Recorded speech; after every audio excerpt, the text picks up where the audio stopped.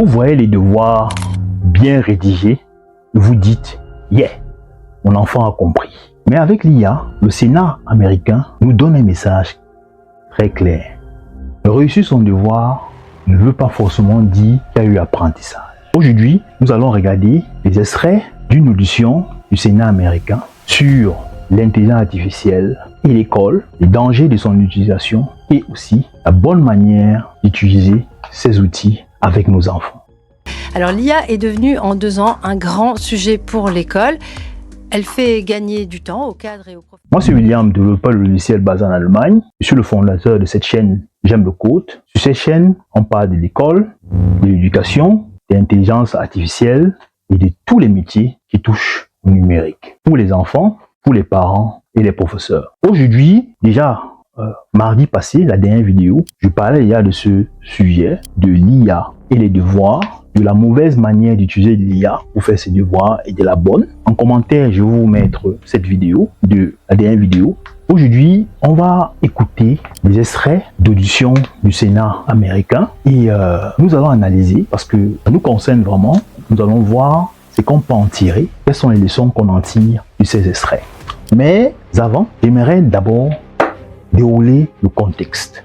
Le 16 juin de cette année, une sous-commission du Sénat américain a organisé une audition sur l'intelligence artificielle, sur l'école primaire et le collège. Et lors de cette audition, les experts, les représentants, d'abord les responsables de l'éducation et les experts se sont réunis pour parler et dire que, clair, l'intelligence artificielle sont déjà à l'école, dans nos classes, les opportunités que l'intelligence artificielle représente, mais aussi les dangers au niveau de l'apprentissage. Et aujourd'hui, nous allons regarder 2 extraits. Un premier extrait de cette audition où on parle des dangers et le deuxième extrait, nous allons ici regarder la bonne utilisation de l'IA. Avant de passer au premier extrait, ce que je peux dire, c'est que de nos jours, la question de est-ce qu'on utilise l'IA ou pas n'est même plus le débat, parce que nos enfants utilisent déjà activement l'intelligence artificielle pour faire leurs devoirs. Et le danger que ça représente, c'est quand l'enfant n'a pas appris comment utiliser ces outils et qu'il est tenté à juste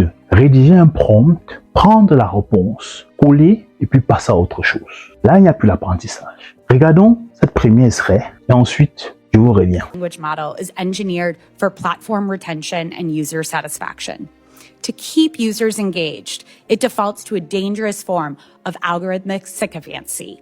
It does not teach, it indulges. It validates incorrect premises and hand-delivers answers, often bypassing the productive struggle required for cognitive development. Learning is an active process. True purpose-built EdTech scaffolds learning. Voilà, bienvenue. Là, on peut voir le problème. Donc ici, l'IA remplace carrément l'élève. Donc ici, l'apprentissage n'a plus lieu. L'enfant ne se pose plus les questions. L'enfant n'a même plus droit à l'erreur. L'enfant ne relit même pas la question pour essayer de la comprendre. L'enfant ne découpe même pas le problème en petits morceaux pour essayer de résoudre. L'enfant ne pose même pas son algorithme. Non. Et ici, il y a un danger surtout de dépendance. Parce que, en tant qu'être humain, qu'est-ce qu'on veut? On ne veut pas souffrir. Si je peux, en demandant par un prompt, en posant une question, et que j'ai directement la réponse, mais pourquoi je dois souffrir encore à réfléchir, à régler la question? Là où est le danger, c'est qui me pousse à présenter une mini-analyse. Parce qu'à la maison, les parents, la communication doit changer. Parce que l'enfant te dise juste que j'ai fait mes devoirs, maman ou papa, tout est bon, et que le parent accepte ça comme ça, sans se poser des questions, et il demande à l'enfant, dis-moi un peu, le devoir parler de quoi? Est-ce que tu peux m'expliquer ça avec tes mots? Écoutez un peu ce que l'enfant va dire, pour juste se rendre compte de, est-ce que c'est l'IA qui a fait le devoir, ou bien c'est lui-même? Ça, c'est une question, de mon point de vue, qui fait sens. Ce qui m'amène directement à passer au prochain segment, okay, où on va voir vraiment une meilleure utilisation de l'intelligence artificielle. On va écouter un deuxième segment de l'audition, voilà, du Sénat américain, de la sous-commission, de cette sous-commission du Sénat américain, où on verra aussi que, voilà, le but ici vraiment, c'est que les enfants, nos jeunes, apprennent à utiliser l'intelligence artificielle comme, j'aime bien ce mot, des leviers d'apprentissage, comme des collaborateurs. Écoutons ce deuxième extrait et ensuite je vous reviens. The student said AI should be a collaborator and a tool, not something that does the work for us. And I think that is exactly right. This conversation is not really about technology. This is about learning. It's about critical thinking and helping students to develop the very skills that they need to enter into the world where AI is going to be a part. Voilà. J'aime beaucoup cet extrait parce que le sénateur qui dit que l'IA doit être utilisée comme un agent, comme un collaborateur, voilà, comme un assistant qui te guide, voilà. Et ceci, c'est quelque chose de pas difficile. Il suffit juste que l'enfant apprenne juste à poser les bons prompts. Un exemple de prompt très simple hein, par rapport au sujet. Voilà, guide-moi pas à pas parce que je ne veux pas que tu me donnes la réponse. Voilà. Donne-moi un exemple, ou bien reformule-moi la question pour que je puisse comprendre. Le sujet est nouveau, ça me fait peur. Donc voilà, c'est qui est ce que l'IA va comprendre que, écoute, je ne dois pas juste donner la réponse à l'enfant, mais je dois être là comme un coach pour l'aider à comprendre, Je dois lui donner même les définitions, parce qu'on peut demander aussi à l'IA, donne-moi la définition sur plusieurs angles en fonction du sujet sur lequel tu travailles. Donc, le parent va aider l'enfant à l'amener à se poser des questions, à utiliser les bons prompts qui vont l'aider à utiliser l'IA comme vraiment un collaborateur, comme un coach. Le rôle du coach, c'est ça le rôle du coach. Voilà, écoute, par rapport à ce point, voilà ce que tu dois travailler. Par rapport à ça, voilà ce qui manque. C'est ça le coach. Le coach est là pour t'aider à travailler certains points. Il n'est pas là pour faire le travail à ta place. C'est ça le mot.